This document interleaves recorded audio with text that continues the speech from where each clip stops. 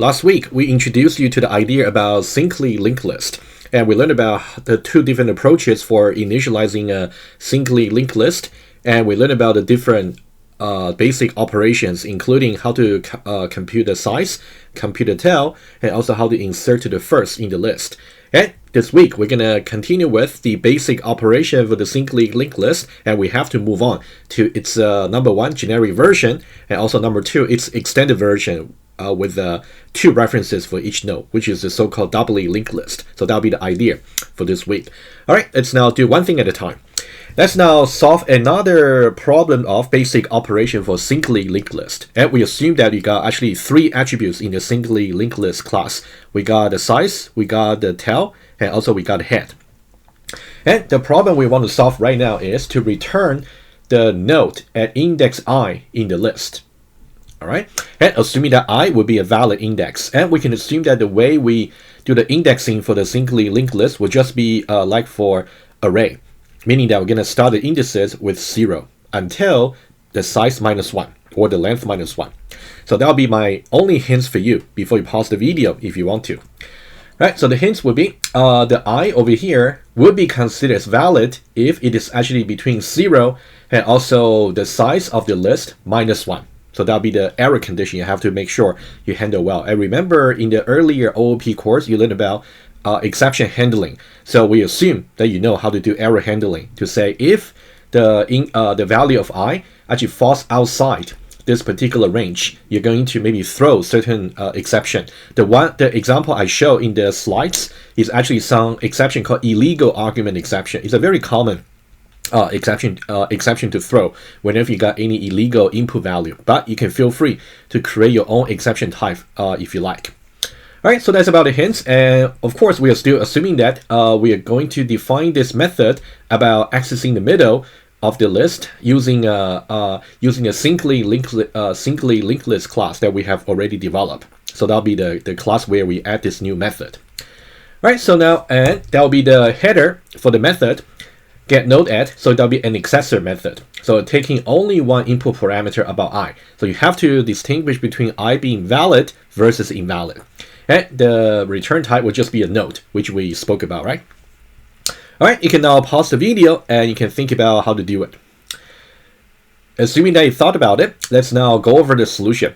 Let's now just go over the line, solution line by line very quickly, just to give you some very quick intuition, and then I'm going to visualize and do the tracing on my iPad, right? That'll be the best way to go forward. And of course, the source code has been made available to you. You can feel free to actually play with it using debugger, and I wouldn't use a debugger for this problem specifically. Maybe you can do that for the next one when we have to use this one as a helper method somehow. Well, we'll see. All right, let's now go over the solution line by line very quickly. And we want to say if I is either too small or I is actually too large, right? You can see larger than or equal to. I want you to pay attention to why the equal case should be considered as illegal. It's because when I is exactly equal to the size of the current list, in that case, you're basically going one off the last index. The last index should be size -1, not just size, right? You got to be careful. So that's why when I is actually satisfying this Boolean condition over here, it's actually going to be, you're going to throw the illegal argument exception, right? And one more thing to note, right? You want to understand that this particular condition over here is the negation of this condition over here, right? We're saying that for I to be valid, it should be that I is larger than or equal to 0, and I is strictly smaller than the size of the list. That's what we say. And what does it really mean when it is an error? It should be that this is not the case. So we are taking the negation of that. And remember De Morgan that we actually showed earlier in other examples. So this is how you figure out that this should be the error condition to really put. If it is satisfied, of course, you have to throw certain error. In this case, the illegal argument exception. Right? Otherwise, we can actually compute the node in the middle at this particular index I, because we know that I is valid. Right, the way we're going to do it is we're going to have some local variable called index over here. So I would say this problem over here will be solved in a very similar way as we did in the get size and also get tail, in the sense that we have to maintain the so-called current node to keep track of where we are. And then between iterations, we have to move the current node to the right by 1 position. But now the local variable we have over here for the index, it actually serves a little bit different purpose. We want to make sure index start with 0, and at some point index is going to reach the destination index that we want to get into. In that case, the current node will be the one to return. So that's roughly the idea. Pretty much similar to how we did it for the earlier methods for get size and also get tail. We just had to do a little bit of modification, right? Let's take a look. And we still got our current node, right? The same as before, initially just head, right? Of course, if the current node, if the current chain of node is simply just, if the head is simply just null, in that case, of course, you wouldn't really get into. To be honest with you, if I'll actually trace the code together with you. If the current node is actually to be actually null because head is null, we would have already thrown the illegal argument exception already. We would have, right? Keep that in mind, and then we'll see how. Okay. All right, so that's going to be the while loop that we can write. So we can say while index is strictly less than I. And to really understand fully, you want to think about under what circumstances are we going to exit from the loop. That's the question to ask. I'm going to annotate it when we get there. And then for every iteration, well, I already gave you the answer anyway. So hopefully you will know how to really reason about it. So for every time, we're first of all going to increment the index to make sure we are on track. And also, we're going to update the current node like before. And then you can definitely read the comments. That's something I'll illustrate as well as we get to the code tracing. And then, incredibly easy actually. So you can see all we do in the while loop over here is to increment the index so that eventually it can reach I. Over here, eventually, initially index is only 0.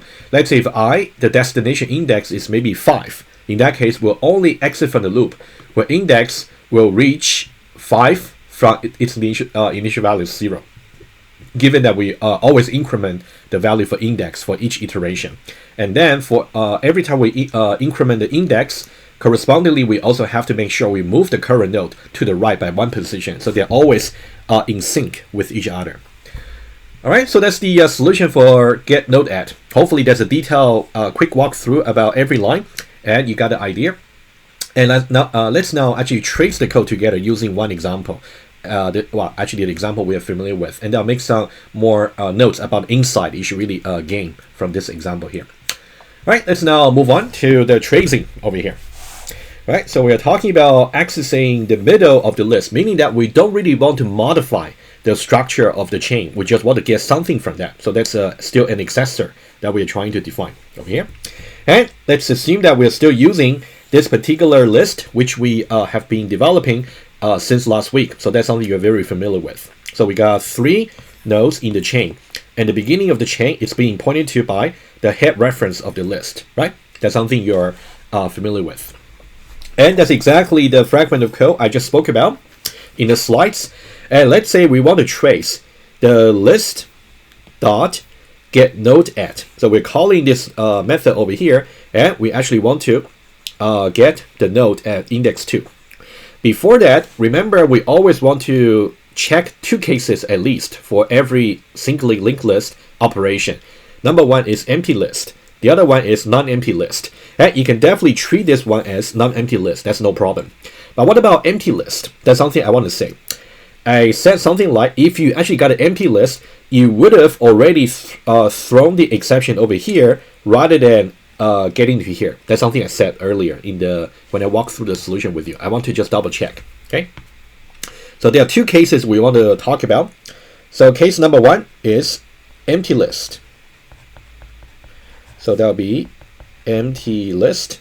And case number 2, of course, is the non-empty list.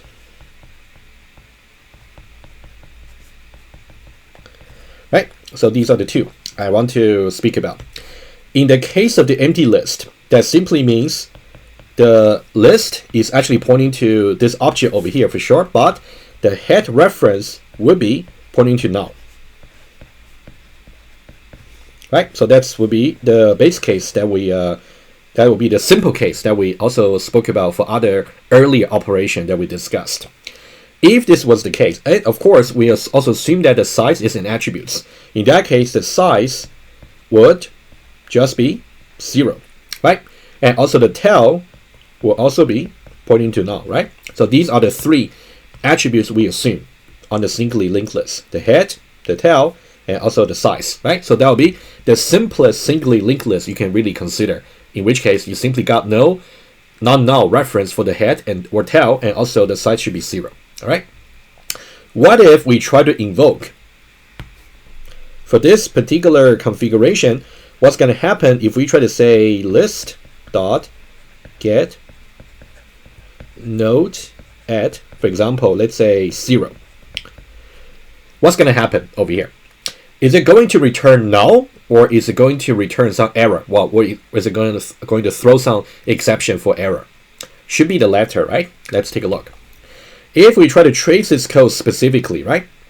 So what's going to happen is we're going to execute line number 2 first, and then we're going to evaluate this particular Boolean condition. And for this empty list, we know that size is equal to 0. So what we end up evaluating is, I'm going to write it down. You can see I over here is 0. So I is 0, so 0 less than 0, or 0 larger than or equal to the size, which is also 0, right? That's a very simple case over here. So the I over here is corresponding to the 0 over here, and the size is corresponding to the 0 over here, right? And would that evaluate to true for this condition over here? It would be, because 0 less than 0 is actually false. However, 0 larger than or equal to 0 is actually true. False or true is going to give you true for the disjunction, for the OR operator, right? So it's going to be true. If it is true, so that means it's going to throw some error over here. So we never get a chance to actually go into the else branch. So this somehow verified what I said earlier about it. What if I is simply somehow not a valid index? In that case, you will definitely just go to the error branch right away. You don't even get a chance to execute this part, which might just give you some error, like a null pointer exception sometimes. All right. All right, so that's about checking the empty list case, and it's working because it's going to give you some error. For the empty list, you just cannot get any node with any index. For the empty list, no indices will be valid. Okay, right? Let me make that notes, and then we'll go on to the second case. So for the empty list over here, what's really important for you to know is conceptually, no valid indices. No valid indices. All right, let's now move on to the second case, non-empty list. And for non-empty list, of course, you have to also know that for the non-empty list, for example, let's say talk about this particular list, right? I will first of all give you some exercises to think about, right? For the non-empty list, I'm going to put it here. Exercises on non-empty list. And for convenience, you can simply just use this particular list over here. That's fine. All right. And I want you to consider 2 possible method call on this particular non-empty list. What if I say list dot get node at? What if I say -1? All right. Versus if I say list dot get node at, let's say 3 over here, right? I'm giving 2 values over here, -1 and 3, right? So what will be the consequence if I try to invoke the same method over here with different arguments for this particular list? All right, I'll leave the exercises to you. The outcome should be quite obvious based on what we just discussed. Let's now talk about the non-empty list, but let's talk about this one specifically, which is a valid index, and we're gonna go into this block of code to really see how exactly it works. And I'm gonna trace it using a table similar to what we did before. And again, I'll really encourage you to really learn about how to really draw a tracing table. It's kind of creative process. You just have to selectively choose which expressions or which variable you want to put into the table, and then you'll see exactly how things will change as you move on from iteration to iteration. Let's now take a look. So what we'll do is let me just go over with you about what I want to trace. I want to trace the current node, of course, and also the index, which will be this local variable here, and also index less than 2. Basically, it's about this condition over here, because now specifically we talk about the I being 2, right? So you can think about this value over here is really I, meaning that I that we're talking about is going to be 2 specifically. So I over here will just be 2, right? Let's just put it down over here. And of course, we're going to expecting this to be true for some rows, and then eventually it's going to get false, in which case we don't execute a loop anymore. And then we're going to keep track of which iteration we are, right? So that'll be the roadmap. All right, let's now go ahead. And let's now try to evaluate line number 2 first. Is this going to be true or false? What's going to happen is, well, of course, I in this case would be simply just 2. I would be 2, right? What about the size? And the size of the list should be 1, 2, and 3. Should be 3, right? And let's try to evaluate this. 2 less than 0, definitely false. 2 larger than or equal to 3, also false. False or false is going to be false, meaning that we're going to bypass the error branch over here, right? Quite obvious, because this is only true if the I is an invalid index. But in this case, I is a valid index for sure. It's not going to go for the error branch. And then we're going to go to the else branch, right? And then let's now initialize the variable over here. So index is going to be 0, right? Over here, initially 0. And also the current node over here is going to be the head to begin with. You can see, let's see here. You can see the head is actually pointing to this particular node, Allen node over here. And that means the current is actually going to point to that the same node as the head. The same process as we did last week. So if you have been following along the lecture, now you should be feeling comfortable about this process. All right. So current is going to be pointing to the Allen node to begin with, right? So I'm going to put Allen over here. And then we're going to evaluate this expression here to see whether we should go into the loop for the very first iteration. So index initialized to be 0, right? 0 less than 2. 0 less than 2 should be true.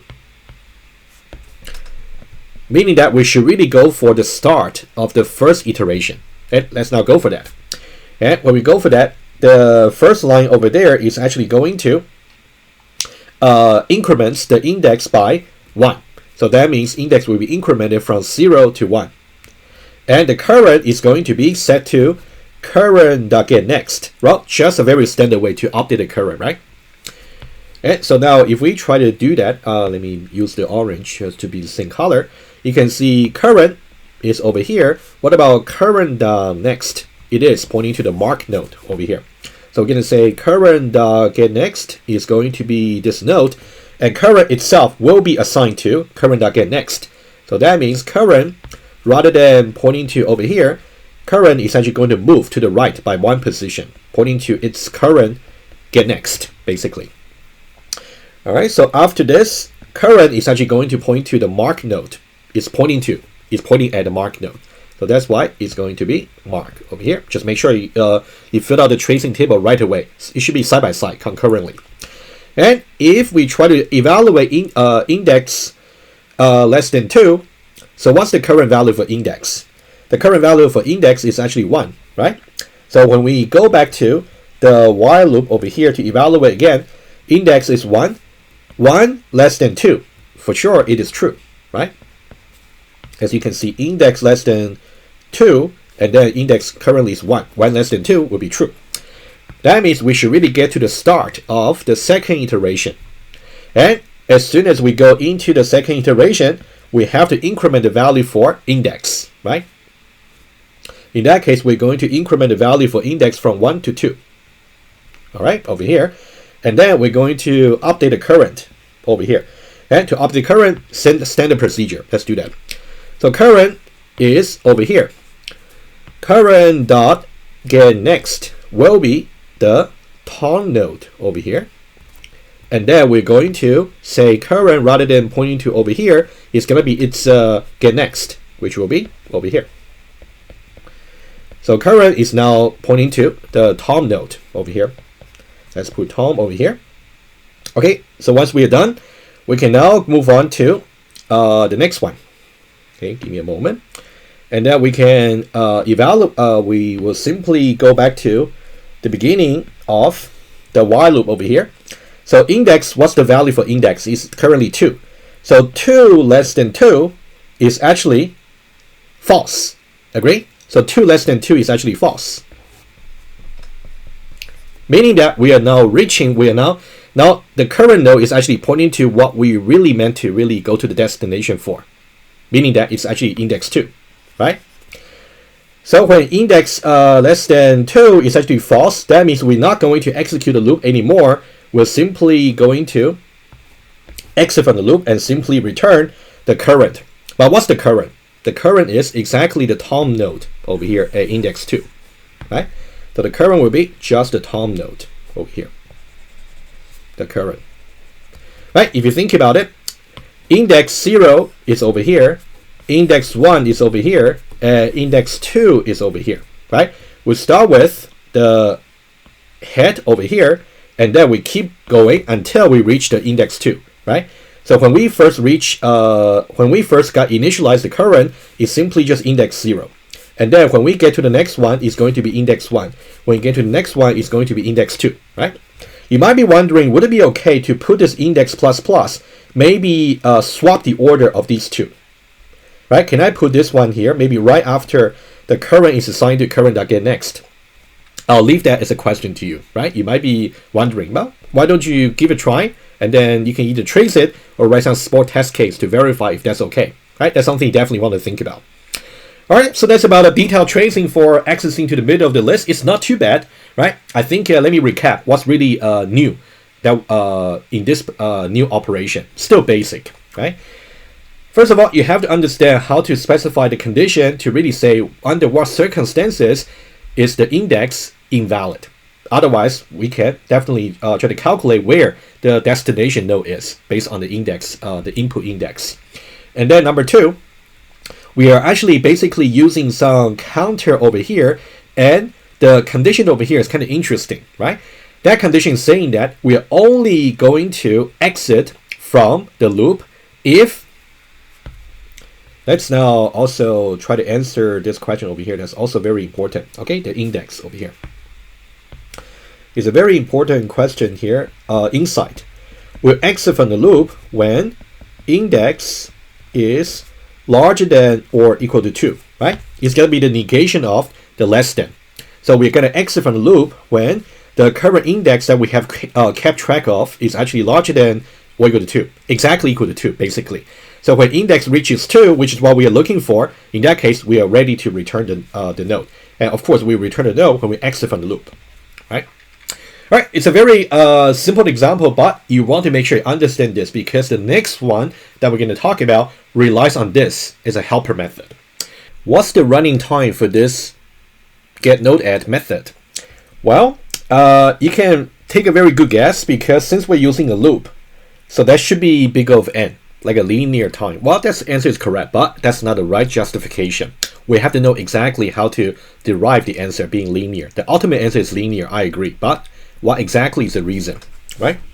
So what you want to understand is we are having a loop over here. Typically, if you have only a loop over here that's not nested, that loop usually will just dominate the running time. Of course, you can think about other lines as well. Let's talk about each line by line, right? And then we'll approximate. This part over here for the if, this part over here, let me just put on the right. This part over here is only to calculate whether the index is actually valid or not. It's just constant, right? It will just be big of 1. For the else part over here, and for just before the loop, you can see this part, which is to initialize the index and also the current. That's also big of 1, right? Not a problem. And let's now also talk about outside the loop, right before we terminate the method over here, the else branch. This is also big of 1 for the return statements. And what about others? Well, the body of the loop over here, as you can see, obviously that's also constant, right? You can see there's only to update the variable index and also current. So that's also big O of 1, right?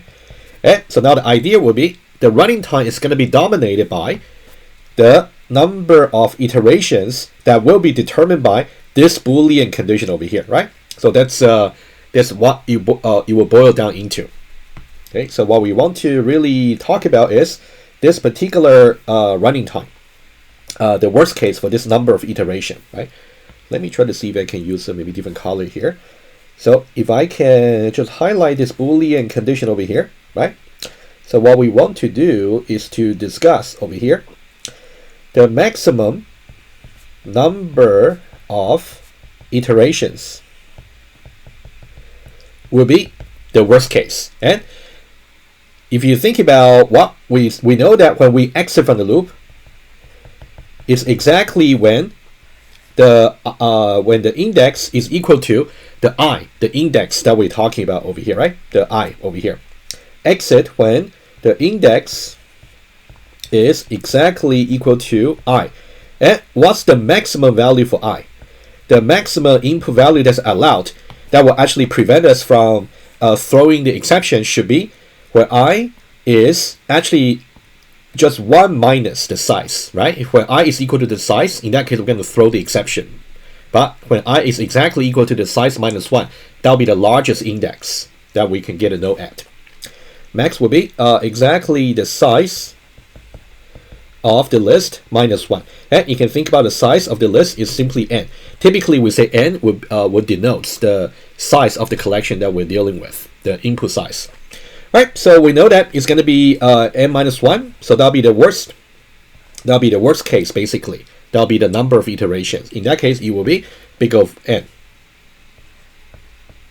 Because we know that the number of iterations, the worst case, will be just linear. And given that every iteration is going to take a constant amount of time, so that'll be linear times just 1, which will still be linear. All right, so that's the arguments over here. All right, so that's a final answer. So that's going to be linear time. That's how we approximate. Of course, if you really want to calculate a precise number of primitive operations, which might be asked maybe during the test or exam, you may want to do that as an exercise. I'll leave that to you. Let's now move back to the slides and see what else I want to say, if there's anything I missed. All right, so there's a training thing I just did, right? You can definitely go over that and make sure you can do it on your own. And let's now go over, I believe, this slide just to summarize this and also be based on comparison with arrays. So what will be the worst case of the index? What will be the worst case for index I, right? That's what will be the largest index that's actually valid. That will be exactly n minus 1, the size minus 1, right over here, right? And I think this one is a little bit less accurate. I really meant to say here list.getSize. Right, because size is a private attribute, so this is not exactly right. I'll try to fix it when you download the slides. And so the running time, as I explained, will be big O of n, in linear time, because the worst case will be we have to take this many get next reference. You can see here we got 1 here, and also we got 1 here. We need to get 2, right? So 2 is really corresponding to exactly like how many how large the input value I is. All right, that's something you want to keep in mind. Okay, and in this case, by the way, in this case, of course, that'll be the worst case because we are really getting the last node. And how many get next reference do we have? We got 1 and also 2, which is exactly the size of the list, which is 3 minus 1. So that's why we get size minus 1 over here. That also corresponds to this formula here, right? Precision is quite important. Right, but that's linear time. And what about the counterparts operation in the array? In the array, how can I get to a particular element at some specific index? How can I do that? Do I need to take does it take a linear time to get there? The answer is no. Getting to a particular index is exactly why arrays should be used whenever possible, because array indexing takes only constant time of operation. So in this case, I'll just say array A at index a.length minus 1. That's what I'm going to do. In that case, it will be just constant time. So you can see, in the case of getting to a particular node, using relative positioning for the singly linked list, you will take linear time. as opposed to in the case of array, since we use absolute indexing. In that case, you can just go there directly, right? For those of you who took EECS 2011 or 2032, you will see that to really get to array indexing to really implement the array indexing notation, you will just involve certain arithmetic about calculating the destination address for the memory, and for that calculation, it's just constant time, right? Just an aside. Alrighty, so now we are ready to get to the next problem, but just make sure you understand how to access the how accessing the middle works, and also its running time, because the next operation we'll talk about will rely on this as a helper method.